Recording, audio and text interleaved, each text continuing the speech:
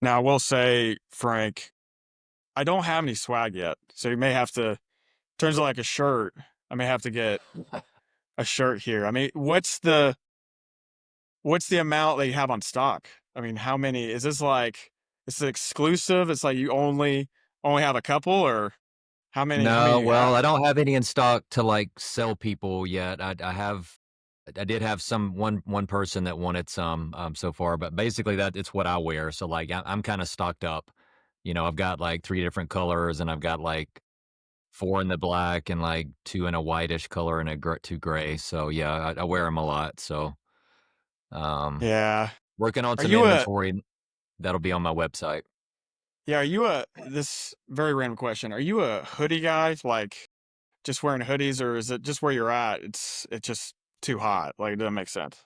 I'm not really a hoodie guy, man. To be Okay. honest, like in Arizona, like this past winter, like I think I wore long sleeve like one time. Like literally like only one time. So I'm not really a big hoodie guy. I get hot easy. I mean, if I wear them, it's usually the ones that zip up. Like I don't like the one that pulls over, and I definitely Yeah. don't just wear the hoodie part. Um, but the teenagers out here, they wear the hoodies like when it's 100 degrees. It's kind of like a fashion trend. See, maybe that's it. Maybe maybe that's it. I mean, from where you're at now, what's been the biggest adjustment? I mean, being in Arizona, like what's been the biggest adjustment for you now with where you're at? I mean, definitely, I'd say the summers. I mean, if you're talking about weather, like the summer, but now we've been here like 8 years. We've kind of got used to the way it works and like when it starts to get hot. And I don't think you ever get a Hmm. really 100% used to it. It's not like natural, but it gets extremely hot. Like I think our first couple summers was definitely the roughest. Like we didn't know what to expect. We came out here and visited, and it was basically like February, which you would think it would be cold, but it felt like spring break here. It was like 70, Yeah. 75 degrees. So we're like, oh man, this is nice. But then you get into, usually like May. I mean, when it hits 100 degrees, like, I mean, you may hit 3 straight months of triple digits and it never drops. So I think that was the biggest adjustment, is just dealing with that. And then the rest of the year is generally great. Yeah. Um, Texas, not not any better there. So I guess I'm just the guy that wears the hoodie in 110-degree weather. That Yeah, I've is been that is it. surprised about Texas visiting a few times, how hot it Yeah. was and plus the humidity, we don't really get the humidity here except for like when it's monsoon season, it rains a lot. But like, yeah, you guys are kind Yeah. of have the worst of both ways, humidity and high heat, That's high that's temperature. right. That's right. Well, I know. I mean, really getting right into it because I'm talking about the shirt.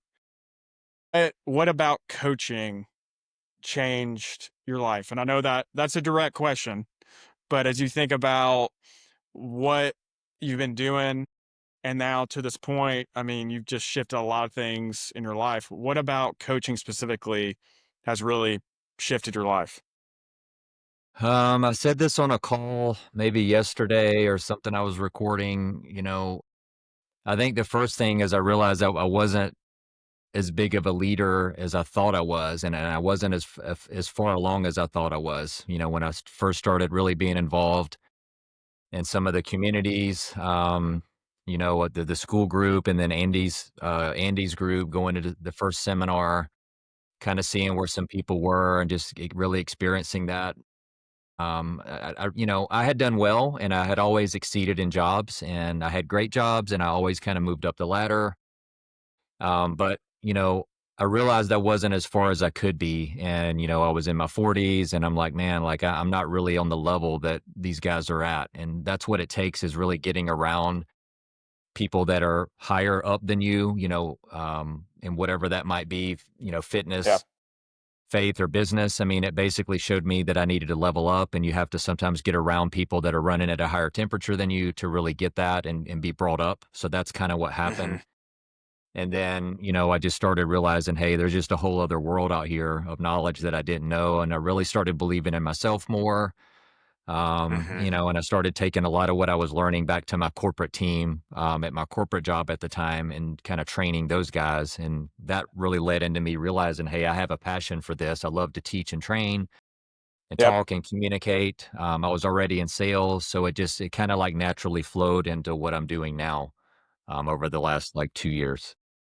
Yeah. I mean, from what I just heard is just being around the right people. Now, with coaching, it can get specific, right? It's like, hey, I'm going to coach this one person or maybe this team, group of people. If you had to, I know this is going to be hard. If you had to give one piece of coaching advice to everyone, what would you say that would be? We have to reattach ourselves to our vision, and I think, yeah, I mean, coaching can go a lot of ways, and what I've learned, it's not therapy. We're not really going back to somebody's history. It's kind of about right now and forward and moving somebody forward. And like, so Hmm. yeah, I typically work with professionals, and I say that, it might be a sales professional, technology, somebody that's like not brand new out of high school, and I'll work with anybody, but generally for me, it's like a professional person that knows they're meant for more, that knows they have gotten stuck and they need help to move forward. And that's what I do is I work with professionals to really help uncover their vision and get them unstuck and kind of figure out what's the path to getting them to their dream in that next step. That's what it's really about is kind of moving the needle forward. And there's a few different things we might do there. But that I would say that would really be it is kind of reattaching yourself to your vision and going for Hmm. your dreams again, and not letting Yeah. that kind of go by the wayside. Yeah. From what you're saying, I mean, it's just about being clear Yeah. because in today's world now, I talk about it all the time. It's about being focused. If you cannot be distracted, you're already ahead. Yeah. And so it sounds like just from what you're saying, the biggest piece is you just need to be clear on your goals and your vision and always tying it back to that. And I need to be reminded of that a lot because as humans, it's so easy for emotion to come in and, free to fear, all the things going on, have anxiety, and then, have those emotions control you. So for you, I mean, through a lot of your life, what was the emotion that has brought you down a lot, that's distracted you? What's been that emotion for you that's been the big one? I'll say personally for me, it's a more like anxiety, fear, because it's just I'm trying to think of like what's all out there. But what would you say it is for you? Yeah, I think when I was younger, I was definitely, pretty withdrawn. I was a shy guy. In high Mhm. school, even and really until I got to probably my senior year, maybe junior, end of junior and senior, I was pretty like shy. It was hard for me to like make new friends, and I just didn't like approach people. And I think that like kind of carried me for a while. I did kind of break out of my shell as a senior, and then I started working in professional career. Um, And then I was kinda like in the service department doing technical work, but I think really the breakout is when I got into sales. I was kind of forced to go, like, do presentations, um, talk in front of people, but that was definitely a fear is, like, kinda, getting into groups, having to talk in front of a group of people or, um, speeches and things like that. So that was kind of a fear is, like, having to really deal with people. 'Cause I was kind of a loner and I kept to myself a lot, and so kinda being forced to do that, it Mhm. really helped me. So, I'd say probably till I was like 28, 9, that was kinda like a hindering thing, like, "Oh, like, I Mhm. hope that doesn't come back," or just kinda like afraid to go for some things, I guess. And then I was put into a sales role because the company I was with, they kinda saw that I was really good with customers. I was out doing networking and I was friendly to people and and I'm just a big believer in doing the work and like doing a great job and opportunities come your way. So like an advancement came my way and they're like, "Hey, you should get Mhm. into sales." And boy, that was really frightening, but I did it. And like I Yeah. haven't looked back since. I mean, that was really the turning point to me getting into kind of what I'm doing now. I mean, it really led down Yeah. that path. Yeah. Would you would you say this is more of a bigger picture question, just with that from your background, being a little bit more timid, but then you have an opportunity to get outside of your shell there a little bit. I mean, even thinking from a young men perspective, because I see this a lot where, with social media, with ease of what's out there with access. I mean, would you recommend that? Would you recommend something that gets people out of their comfort zone and just teaches them a lesson, even though it may be scary? I mean, would you recommend as you look at just young men out there? Oh yeah, I mean, you really have to do something that's hard. I mean, every day you should be. I mean, the things that we want are on the other side of difficulty, and that's the only way you're going to grow. Hmm. And the thing is, it's risky. Like it's risky to make moves and to put yourself out there and do things, Yeah. whatever that might be, a new career, new sport, presenting or going to a place you haven't been, and but we have to push ourselves past that. So because everything that's good is on the outside of that, and that's how we grow and get stronger. So I mean, if you don't try those Hmm. things, you'll either be stuck and you'll stay in a position. I mean, I think that's why some people could stay in a certain job forever too long, and there's definitely nothing Hmm. wrong with working at a company. I'm not saying that, but some people might be scared to try to like apply for something else or whatever just because of that fear. Um, so I mean, I think part of the key is trying to use like some of those emotions and the anxiety and turn it into energy, which is kind of hard to do Hmm. until you've practiced it a few times. But like, if I'll get nervous if I'm presenting sometimes. It's not as much anymore, but I'll get some anxiety and I'll just try to use Hmm. that to feed energy and be more energetic to the people I'm presenting to.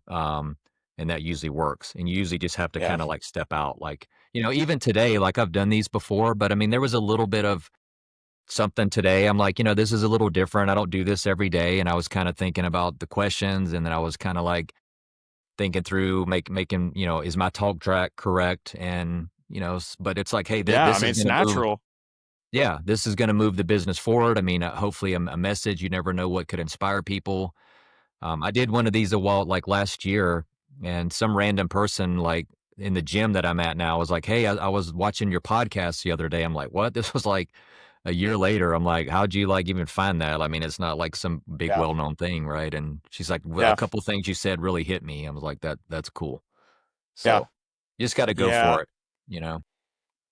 And that's really good. And in those moments, we're all human. In those moments where you're getting worried, you're thinking about the outcome, what if this goes wrong, and you feel your heart race, you feel things coming up.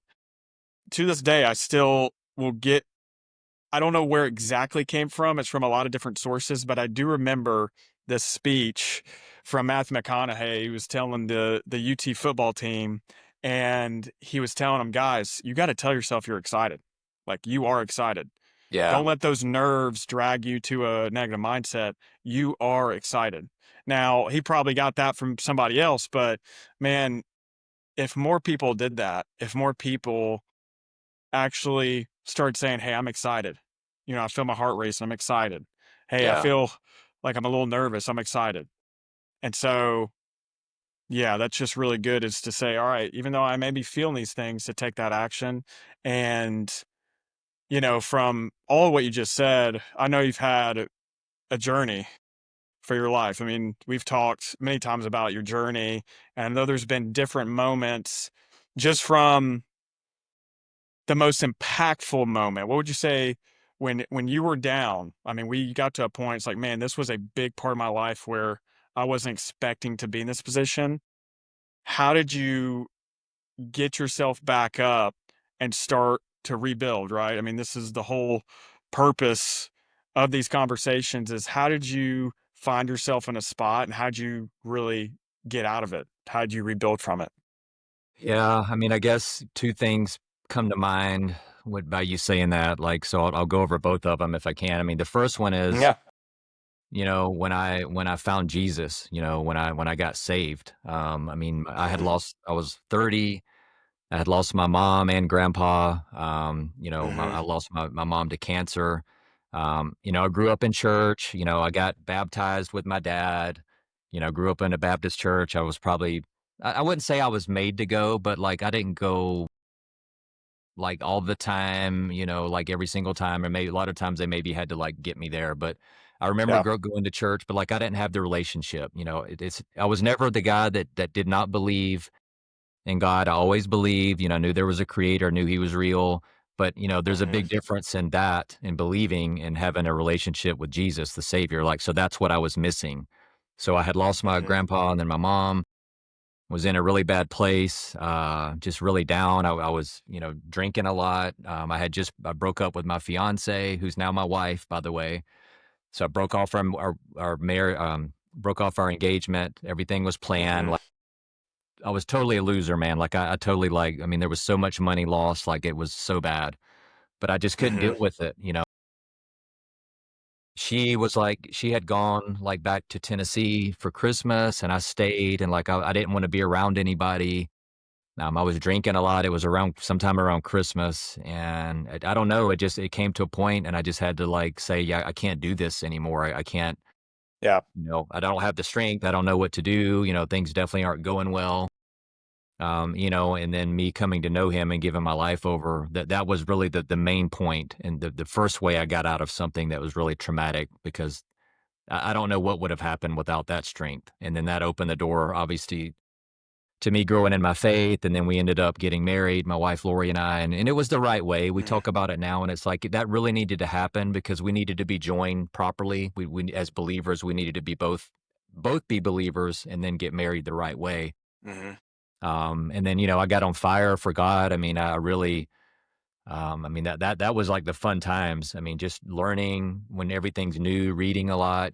So I mean that definitely stands out as a moment where I didn't have the answer and it was pretty bleak, and Mhm. then things can turn around. But Mhm. um, a lot of life's issues would be very hard, I think, if I was not a believer. So I definitely try to witness to people when I can. That's something I've always tried to do because I don't know Mhm. how some people make it without God in their life, and really having the Savior and like having God's Spirit living in you. There's so much power in that. So I would say that's example number one, Mhm. which by far has to be ranked up there the Yeah. highest. Yeah. That's Um, awesome. the second one, really it probably has happened recently. Mhm. So, it was about 2 weeks ago now. I got laid off from my corporate job. So like Mhm. by saying that, some people might be like, "Oh, I'm so sorry." Like, "Are you okay? Are you depressed? Like, what's going on?" Like, I'm totally like happy. Like that, what had happened was Mhm. I really had started building something about a year and a half prior. So, like I was saying earlier, I started doing the training, investing in myself, going to seminars, learning, growing, learning about leadership skills and sales skills. And then I ended up training my team on some of those principles. And I realized that I had a really like a love for that, like training, teaching, helping people grow. And I was like, I wonder, like, I know this is a career for a lot of people. I never thought about it. Like, I could make a living out of this. So it's not about the money. I mean, yes, I need to get paid for my business, but it was really about teaching people, helping people come up, like I said, realizing their dreams and getting to the next point, and teaching shortcuts is what it is, right? And teaching people about things that you've gone through. I mean, we're most qualified to teach our old self, people that are just like us in the past. So I've got a lot of knowledge. I mean, a lot of it is, sales and leadership and technical ability, but hey, I've been through a lot. I've given my life to Jesus. If nothing else, that's something that somebody can be coached on and mentored on. I've given up Yeah. alcohol. I've given up alcohol for 7 years. I overcame that. That was a big hurdle in my life. So I realized that these are things that mean a lot to me. Um, Mhm. so anyway, I'd started building this whole thing in the background, working on a website, working on the shirt, the brand. You talked Telling you, I about gotta that. get one of them. I gotta get one of them. You can, and I'm very selective with that because it's like if somebody wears my brand and what this represents, like they need to be doing the right things. I don't just sell them. That's why I don't have a lot of them in my house, like because I Yeah. would be selective. But it's a standard, so absolutely, I'll get you one. I know Yeah. what you're about. And what was weird about this is I kind of woke up from a dream, um, but it was God putting this whole thing on my heart, man. I literally woke up and I could see the logo and the faith fitness mindset kind of like burned into my brain. And I kind of started working on it the next day. My wife is a graphic designer, so she designed the logo. And like I just started slowly building it. laying the Mhm. foundation, and all these, and I continued to work for like a year. And honestly, man, like I was ready to go all in, but like it wasn't quite time. Like I was waiting to like finish out our fiscal half, finish up our sales and everything. And, I had a bonus coming and like, so ultimately I wanted to do this and jump off the deep end, but I was trying to be smart and I was like, well, I certainly don't want to get fired. Like I need to have some income. And dude, like out of nowhere, I got on a corporate call. Like I thought the call was with my like director, and then a corporate HR person jumped on. I'm like, okay, this is never good. Like something's going down. And they basically laid me off. My position got eliminated, along with 40 other people or 39 other people. Um, for a few minutes, I was pretty bitter, and I still get bitter about it now. Very shortly, very briefly, because only God could have orchestrated this. Because Mhm. I wanted to leave. My heart wasn't in it anymore. Ryan, I had actually accomplished everything that they hired me for. We hit our plan. It was not about performance. Last half I was 101% over plan. We were trending to be about 90%. So like the numbers were there, but I was really ready to do my own thing. So I had been building that, laying the foundation, and then all of a sudden I'm out of a job. But like, I got a severance package. Like basically they're taking care of me. So like God orchestrated this. They basically laid a runway Yeah. for me and my business to take off. Like it couldn't have been any more perfect. Now I have to do the work. Yeah, now I have to get clients and like, now it's more real than it had been because I was just doing it part time. But man, that was like a huge moment. And like, so when I do get bitter and I'm like, man, like, why would they do this? Sometimes I'll think like, who's the man behind the curtain, like making decisions on my life? And then I'm Yeah. like, actually, it was God. Like, I just need to like go with it. And so I'm not scared. Like, I mean, some people haven't understood that. They're like, well, Mhm. where are you going to go work? I'm like, I'm not working anywhere. I'm working for myself. So like, I got laid off.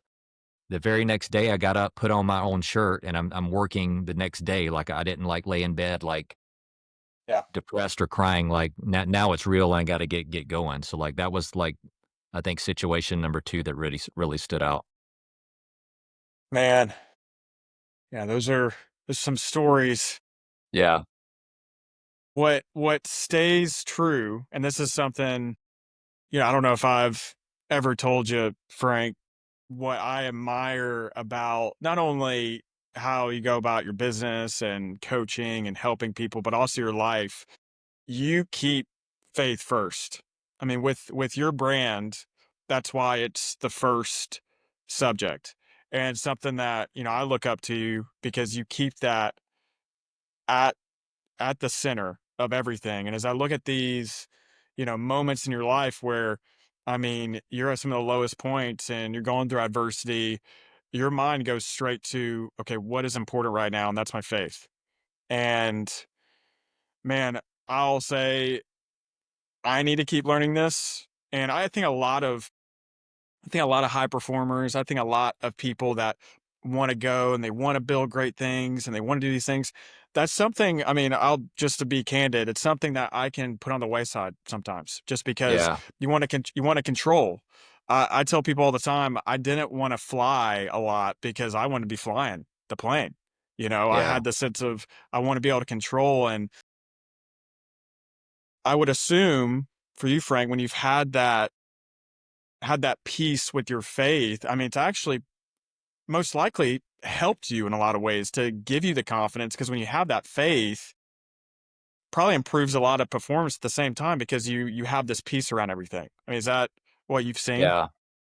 Yeah, and and what I just said about building the business and kind of having a plan and being ready, yes, all that played into me not being upset as much. But, when you think about it, I mean, like being a believer and actually giving your life to Christ, when you do that the right way and you actually accept who he is and believe what he is, and invite him into your life, I mean, God's spirit comes to live in you. Nothing can hurt you. I mean, even if you die, the only thing that's going to happen is you get to heaven faster, right? So, I mean, if you're fired or you've got some issue, I mean, you still have the power of God living in you, and you can always get another job. I can always get another car if I total my car, if something bad, like, there's definitely a difference in happiness and joy. I think true joy comes from the Lord. Happiness is temporary. I could get a new house. We want a house with a certain pool and a certain layout. One day I'll get that, but I'll be happy with that for a while, and then I want something else. Right? It's going to fade, or Mhm, you want that new truck or new car. mhm, After a while, it's going to wear off, and it's not new anymore. So that's just being happy. Joy is something that lasts, and it's just funny how it works. You can just be joyous in a critical situation because I mean, what can really what can go wrong? I mean, tomorrow's a new day, so yeah, for me, like I think it's a balance, and I don't know. I think the way I talk about things is a little bit different than some coaches. And I'm not a preacher, but I'm definitely not scared to talk about my faith and how that mhm, intertwines. But then also the mindset piece. The reality is, I mean, yeah, I can believe in God and trust in Christ, but I can mhm, still choose to be mediocre. I can still choose to not live up to the standards that he wants me to and do the things that he's created me for. I could still be scared and frightened. I could still right, let my fear paralyze me. So that's the mindset. My identity is rooted in Christ, but also my identity is what I believe about myself. And I yeah, have to have a strength from within and trusting in him. And then it comes to me, and then I have to go do big things, and I have to provide for my family and try hard things. So it's cool the way it all plays in together, I think, for me. But yeah, I yeah, mean, that faith is my ground. That's what I'm grounded in. yeah, And that will never go away, and that's the cool thing about it. Now, I want to be more on fire. There's some days where I'm not as on fire for God as I should be, and that comes in waves, but I have to meet him in the middle. So the days that I realize mhm, that, hey, I don't feel him as much, or things are not going that great. And like, when you really think about it, you're probably not putting in the effort. Like, I'm not reading as much. I'll read a devotion. Maybe I'm just breezing through my daily devotion. I'm not actually mhm, reading the Bible. There's a big difference in that. And so, like, I mean, I'm not perfect, mhm, but I mean, I'm nothing without him. And I think the first time I left, I mean, this is going back a few years. I did when I originally created my business in 2020, and I mhm, left in 2021 to kind of start my own thing. I was doing a different type of business then, but I just basically quit and jumped off the deep end. And the only thing I had was faith. I had faith in him, and I had read a mhm, book. Man, I forget the exact name of it. It was like God is my CEO, but like when I first went into business, like on my business card, I had like founder. No, I'm sorry, I had CEO, owner. And I read this book that was talking about God needs to be your CEO. Like you're working in your business, but he's your ultimate CEO. So I literally took mhm, CEO off my business card and just put founder and consultant because he's the ultimate CEO. So like we have to really lean on yeah, him and trust in him to help us in our business. And sometimes it might take a different turn in ways that we didn't mhm, realize. But if we're truly trusting in him, he's orchestrating it to be the right way eventually, even if we don't understand. So all these crazy things that happen to me, I feel like right now I'm in the place that I'm supposed to be. yeah, Um, and here we are. I love it, man.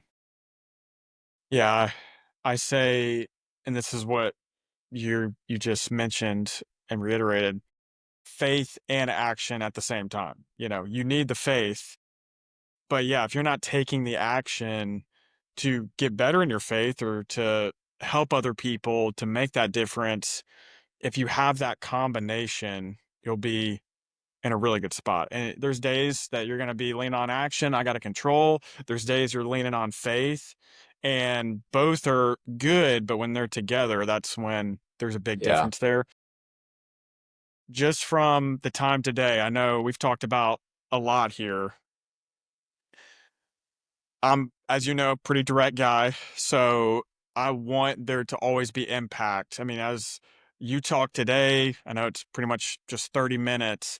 What did you learn today that you're going to use for the rest of your life? What is something today, even with this conversation, that either reinforced a belief that you're going to keep on using, or maybe if some of you actually thought a little bit differently about that you're going to start using? I think you saying, that you can see that faith is a big part of my life and that, I seem to lead with that. That hits me pretty hard because there's definitely times when I'm not. is on fire as I should be. And, Mhm. so if you felt that for me, that's what I try to be, and that would make me the most happy, and I want to make God happy. So I think if you see that in me, that ignites something that I want to like make that even burn hotter, right? I want to lead with that Mhm. even more, and be a little Yeah. bit more intentional about that. So, and you and I have talked a lot before, and I appreciate you going there because some people may not even want to talk about faith and religion and God, and so Mhm. I think that's probably a big takeaway is just realizing, hey, that's something that I've um, seemed to put out there in the world, but I should be doing it even more because I mean, outside of coaching, helping people with their vision and things, we have to be a witness for Christ and teaching them about the true meaning of God and what salvation is and getting people to heaven. So, Mhm. I think that will really stick with me after today. Yeah. Oh, man, I am looking forward to that T-shirt. I'm looking forward to it. Um, Send but me the size and seriously, color. We got black, gray, and like a light, like an off white. So we'll get it. yeah, love it. I'll represent. Frank, man, such a great time today. I'm I'm excited to see what you build because it is different, it is unique, and just from our conversation, I can see that you just wanna help people, you wanna serve, and so really enjoyed it, man, and I'm looking forward to next time. Same here, man. It's been a pleasure. Really appreciate the invite. It's been fun. Always enjoy talking to you and enjoy seeing where you're going and you represent well. And yeah, thanks again. Let's do it again. Thanks, Appreciate it, Frank. man. Yes, sir. Appreciate it.